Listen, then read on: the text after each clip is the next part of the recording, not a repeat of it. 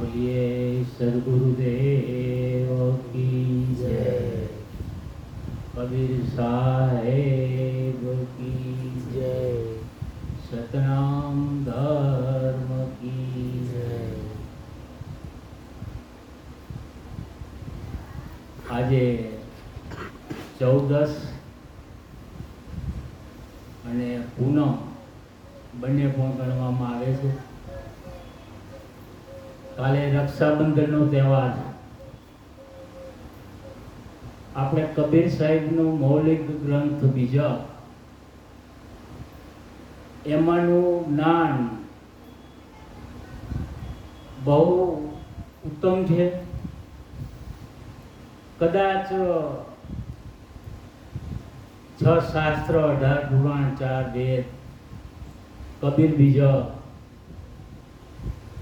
જેમાં ભૂત પ્રેત ડાકણ અંધશ્રદ્ધા એવા અનેક પ્રકારના કુરિવાજો ને જળમૂળમાંથી જો પ્રકાશ કરી આપનાર હોય તો એ સર્વપ્રથમ કબીર સાહેબનું બીજક છે। બીજક વિશે આપણે ઘણું સાંભળીએ જ છીએ, તો આજે ભારતભરની અંદર દર વર્ષે વર્ષોથી આ જે પરંપરા છે રક્ષાબંધન, એના ઉપર થોડીક ચર્ચા કરીએ।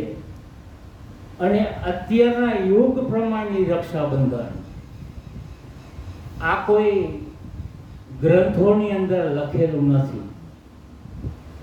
સાહિત્યમાં પુરાણમાં જે કંઈ લખેલું છે એ થોડુંક સંક્ષિપ્ત છે, પણ અત્યારના હાલના સંજોગો ના ભાઈ બહેનના તહેવાર વિશે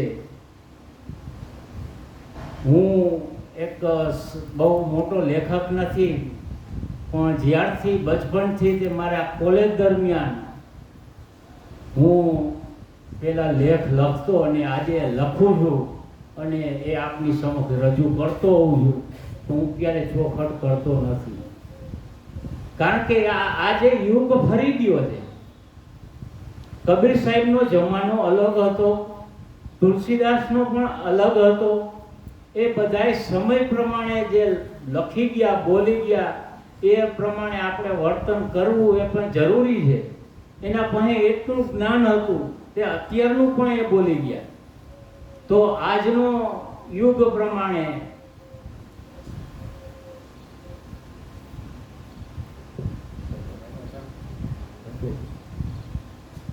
આજના યુગ પ્રમાણે નવી આ ટેકનોલોજી, જ્યાં અત્યારે mobile, TV, computer, plane, rocket આવી ગયા છે, એ યુગ નવો યુગ છે। તો આજે નવા યુગની રક્ષાબંધન એ આજકાલનો તહેવાર નથી। એ તો રજવાડા વખત પાંડવો કૌરવ વખતના ઋષિ મુનિઓ થઈ ગયા, દ્રૌપદી સીતાજી થઈ ગયા, અભિમાન્યુ જ્યારે યુદ્ધની અંદર લડવા જાય છે રાખડી બાંધતા હોય છે, અને કૃષ્ણ એક ઉંદરનું રૂપ લઈ અને આ રક્ષણ ન થાય, અભિમાન્યુનું 7 કોટાનું યુદ્ધ ન તોડી શકે એ માટે એ રાખડી પણ તોડે છે।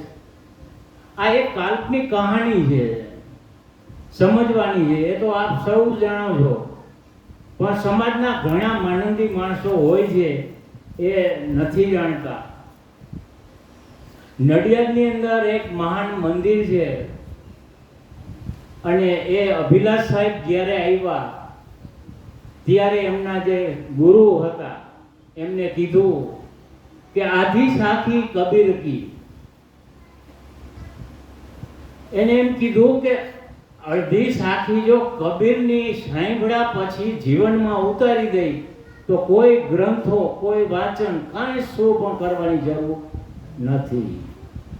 આજે એ અભિલાષ સાહેબના ટાઈમથી આજે વર્તમાનના ગુરુ જે છે ધર્મેન્દ્ર સાહેબ, એ પણ દર વર્ષે નડિયાદની અંદર જાય છે। ત્યાં કબીર આશ્રમનો સ્થાપના કરવામાં આવી છે સાથે, અંધો હોય, લલીલા લંગડા, કોઈ આંખોને તકલીફ હોય, બીમારી હોય, ઓપરેશન હોય, એ બધું ફ્રી થાય છે. તો કોઈ પણને ત્યારે કંઈ તકલીફ હોય તો મારો કોન્ટેક્ટ કરજો. આ લાઈવ સત્સંગ છે, જરૂરિયાત છે. તો નડિયાદમાં એવું બહુ ઊંચું કામ થાય છે. અને બીજું, આપણા સૌરાષ્ટ્રની અંદર સર્વશ્રેષ્ઠ જો મહાન જીવ દયા પ્રેમીનું મંદિર હોય, આજે એ ભક્તિની જરૂર છે. આજે મંદિરની અંદર પૂજવાની જરૂર નથી. પથરાવને જળ મૂર્તિઓને પૂજવાથી શું થવાનું? એ નથી તમારી સાથે બોલતી, નથી ચાલતી, ન ખાય ન પીવે. એ તો આજે વર્ષોથી બધા જોવો છો, પણ છતાં એ પાગલપણું જાણી ગયા છે કે વર્ષોથી આ મગજમાં આવી ગયું છે કે આ મૂર્તિ છે આપણું કંઈ કરશે. માનતાયું રાખે, ધજાયું ચડાવે, ચાલીને જાય, છતાં એમાં કંઈ વર્તું નથી. છતાં મનુષ્ય સમજતો નથી.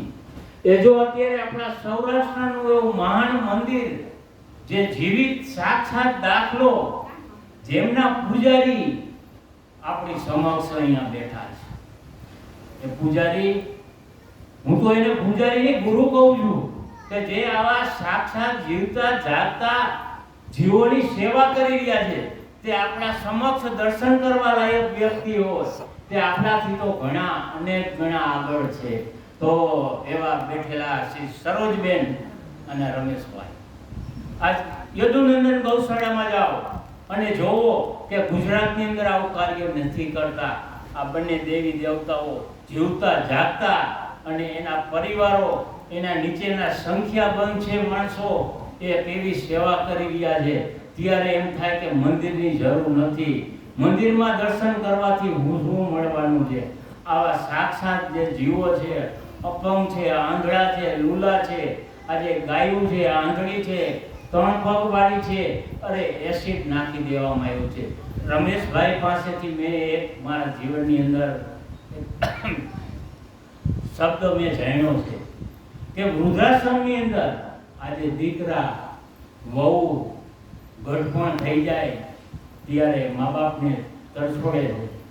આજે 40% ઘરમાં હાલત છે, જેમ મોટો પદ મળી જાય, મોટો પૈસાવાળા બની જાય, સંસ્કાર નથી. આ સંસ્કારની ખામી છે. ઘણી વાર કહું છું કે સંસ્કાર નામની કોઈ સ્કૂલ નથી. સંસ્કાર નામની સ્કૂલની જરૂર છે.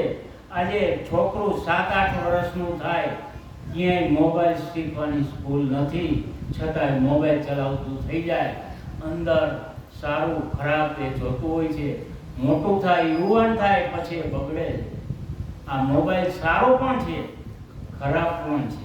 જો યુઝ કરવાની રીત છે તો મહેરબાની કરી, હું આપણા આ ગુજરાતની અંદર જો મહાન મંદિર આવેલું હોય તો લીલાપર રોડ ઉપર યદુનંદન ગૌશાળા, જ્યાં તમને સાક્ષાત જીવોની, સાક્ષાત ભગવાન જેની અંદર બિરાજમાન છે, આત્મા જ પરમાત્મા છે, એની અંદર એ જીવતા જીવ છે, એના તમે દર્શન કરો. એકવાર જાઓ. હું ને સાહેબ તો જઈ છીએ અને અમે એનો લાભ લીધેલો છે. અને રમેશભાઈએ એ શબ્દ મને કીધો, એ મારા મગજમાં ઊંચી ગયો છે કે મા બાપ જ ને છોકરા મૂકી દે છે, એ પણ વસ્તુ છે જ, આપણે નજરે જોઈ છે આશ્રમમાં. પણ અહીંયા તો એવું પણ જોવા મળ્યું. રમેશભાઈના શબ્દ મારા કાનેથી રૂબરૂ મને બતાવ્યા, એટલે મારે માનવું પડ્યું કે મા બાપ પણ છોકરાને અહીંયા આશ્રમમાં મૂકી જાય છે. ખોટ ખાપણ જન્મેલા બાળક પોતપોત મા બાપ જે સેવા નથી કરતા, એ આપણા સરોજબેન અને રમેશભાઈ, એમના ભાઈઓ સેવા કરે છે. આ પૂજને લાયક છે, એ વંદનીય લાયક છે. આવી સાક્ષાત હકીકતમાં હું બોલી રહ્યો છું કે તમે નજરે એકવાર જોવો અને જાણો, એવી મારી આ વિનંતી છે.